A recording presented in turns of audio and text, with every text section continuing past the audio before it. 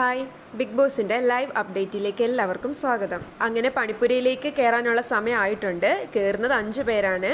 Aneesh, Binny, O'Neill, Gizele and Naveen. 3 ദിവസം കൊണ്ട് അവർക്ക് കിട്ടിയേക്കുന്നത് 2050 പോയിന്റ്സും 10 സെക്കൻഡ് സമയമാണ്. ബസർ അടിക്കുമ്പോൾ തന്നെ 5 പേരും കൂടി അകത്തേക്ക് പണിപ്പുരയുടെ ഉള്ളിലേക്ക് ഓടി കയറുന്നുണ്ട്.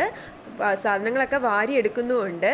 വേഗം തന്നെ പുറത്തേക്ക് ഇറങ്ങാനും ശ്രമിക്കുന്നുണ്ട്. അനീഷാണ് ആദ്യം പുറത്തേക്ക് ഇറങ്ങുന്നത്. ഇറങ്ങുന്ന വഴിക്ക് ഒനീൽ വീഴുന്നുമുണ്ട്. പക്ഷേ വേറെ പരിക്കുകളൊന്നും പറ്റിയിട്ടില്ല. എന്താണെങ്കിലും വിജയകരമായി തന്നെ ടാസ്ക് കംപ്ലീറ്റ് ചെയ്യാൻ അവർക്ക് സാധിച്ചിട്ടുണ്ട്. ഇതിൽ ശരത്തിൻ്റെയും അനീഷിൻ്റെയും മാത്രമേ ഡ്രസ്സ് കിട്ടിയിട്ടുള്ളൂ. ബാക്കിയെല്ലാം ഫുഡ് ഐറ്റംസ് ആണ്.